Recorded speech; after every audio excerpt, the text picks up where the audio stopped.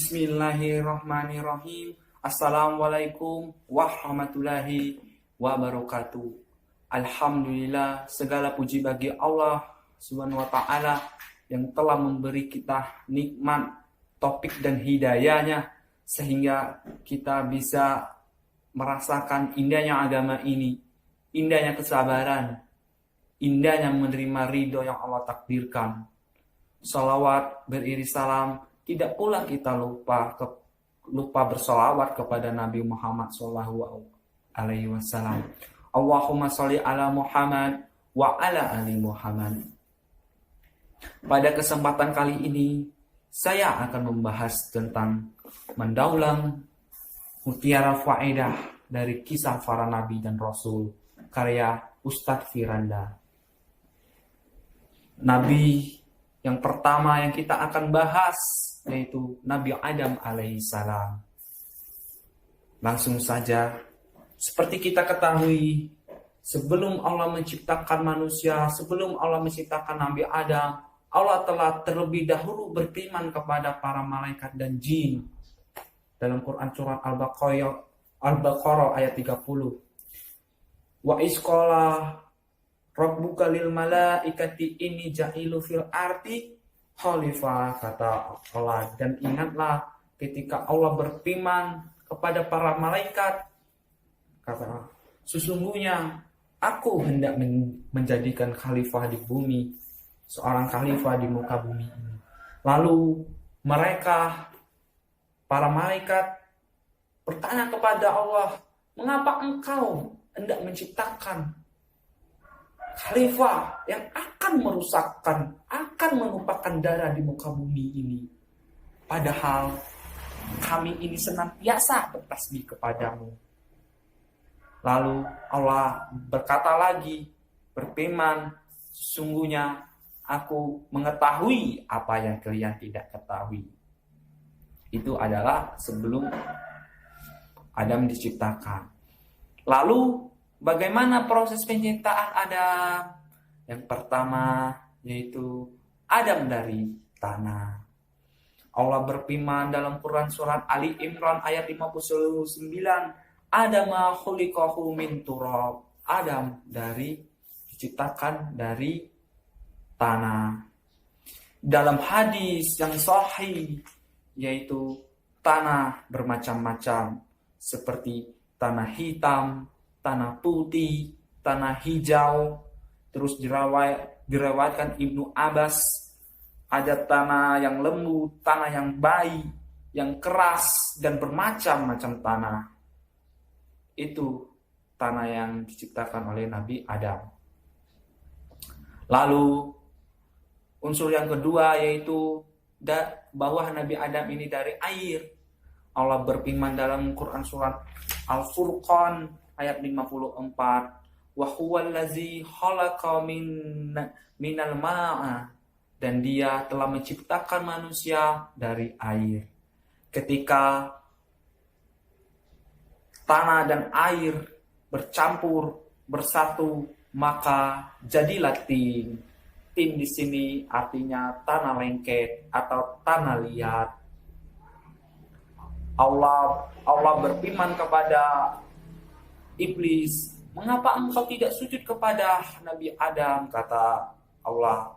Lalu Iblis berkata kepada Allah, Ana khairum minhu wa khalaqtani min nar wa khalaqtahu min tin. Nah, di sini Iblis berkata, saya lebih baik dari Adam. Saya dari api dan Adam dari tin, yaitu dari tanah liat atau tanah yang lengket.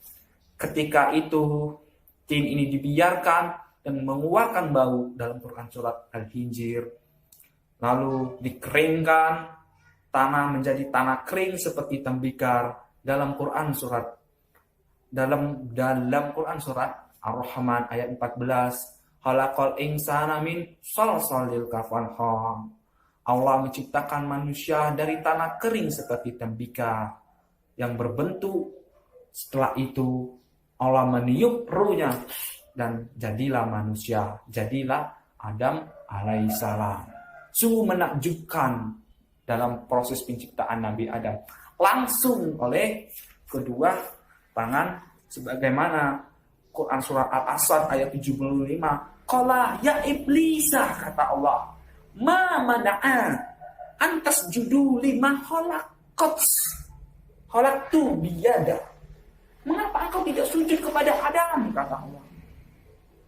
Dan aku menciptakan Nabi Adam ini dari kedua tanganku, kata Allah. Itu berarti sempurnanya ciptaan Nabi Adam ini, yang dicipta langsung oleh kedua tangan Allah Subhanahu wa Ta'ala. Terus ketika Allah telah menciptakan Nabi Adam dan Allah mengajarkan sesuatu kepada Nabi Allah, mengajarkan ilmu kepada Nabi Adam dalam Quran surat Al-Baqarah lanjutan ayat 30, ayat 31, 32 dan 33, kata Allah dalam firman-Nya, ya, dan Allah mengajarkan kepada Adam nama-nama benda. Lalu Allah berfirman kepada para malaikat, sebutlah nama benda-benda itu jika engkau orang-orang yang benar. Terus ayat selanjutnya, malaikat berkata kepada Allah, Maha suci engkau ya Allah. Tidak ada yang kami tahu, kata, tidak ada yang kami ketahui kecuali engkau telah mengajarkan kepada kami. Sesungguhnya engkau maha mengetahui dan maha bijaksana. Dan malaikat-malaikat tidak bisa menyebut nama benda-benda itu. Para iblis dan jin juga tidak bisa menyebut nama benda itu. Akhirnya Adam yang telah dianugerahi ilmu oleh Allah Subhanahu wa Ta'ala dan menyuruh sebutkan nama benda-benda itu, menyuruh memberitahukan kepada mereka tentang benda-benda itu. Hai Adam, beritahukanlah kepada mereka nama-nama benda ini. Dan Adam menyebutkan nama benda ini, ibaratnya. Lalu Allah berfirman kepada malaikat, bukankah aku telah mengetahui rahasia langit dan bumi dan apa yang telah kalian sembunyikan kepadaku, kata Allah. Dan akhirnya Allah memerintah kepada para malaikat dan jin dan iblis bersujud kepada Adam. Kata Allah, wa isqulna lil malaikati isjudu lil Adam fasajadu illa iblisa aba wastakbaru wa kana minal kafirin, kata Allah. Sujudlah kepada, wahai malaikat, sujudlah kepada Adam. Fasajadu illa iblis. Dan mereka pun sujud kecuali iblis. Dan iblis termasuk golongan orang-orang yang kafir. Dalam Quran surah Al-Baqarah ayat 31, 32, 33 sampai 34. Nah, di sini kita bisa mengambil faedah. Yang pertama, ketahuilah bahwa Nabi Adam ini diciptakan dari tanah. Dan dalam hadis, tanah ini berbagai macam. Ada tanah putih, tanah hitam, tanah lembut, tanah keras, dan lain sebagainya. Yang faedah yang pertama, kita tidak boleh angkuh terhadap ras dan etnis, terhadap suku. Ya, kita terhadap suku, misalnya suku Lembah lebih hebat, lebih baik. Terus kita sombong, kita angkuh. Begitu juga suku Lubang, suku kami lebih baik, ras kami lebih baik. Misalnya, kami putih, misalkan perumpamaannya. Suku Rejang misalnya, suku Rejang lebih baik, lebih keren. Kita nggak sombong. Kita nggak boleh sombong tentang ras, tentang suku. Karena kita berasal dari Nabi Adam, dan Adam dari tanah.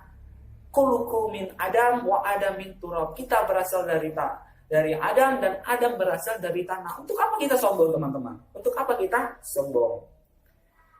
Dan yang paling mulia di sisi Allah itu adalah orang yang bertakwa. Allah menciptakan bangsa-bangsa, bersuku-suku supaya kita saling mengenal. Dan yang paling mulia di atas di hadapan Allah itu orang-orang yang bertakwa. Lalu Lalu faedah yang kita bisa ambil, faedah kedua yang kita bisa ambil yaitu kita bisa membantah teori Darwin yang mengatakan bahwa manusia ini diciptakan dari kera, dari monyet, berevolusi menjadi manusia. Sungguh teori ini sangat Adam langsung diciptakan oleh Allah SWT dari air, dari tin, dan dibiarkan jadi tanah kering dan ditiupkan roh sampai malaikat sujud kepada Nabi Adam. Lalu teori Darwin mengatakan bahwa manusia ini dari kera. Sungguh aneh. Sungguh teori ini omong kosong. Harus kita bantah, teman-teman. Kalau ya kita nggak boleh percaya kepada teori-teori ini. Teori yang menyesatkan. Terus faedah yang kita ketiga, betapa mulianya ilmu di sisi Allah Subhanahu wa taala. Lihatlah malaikat. Lihatlah malaikat sujud kepada Nabi Adam alaihissalam.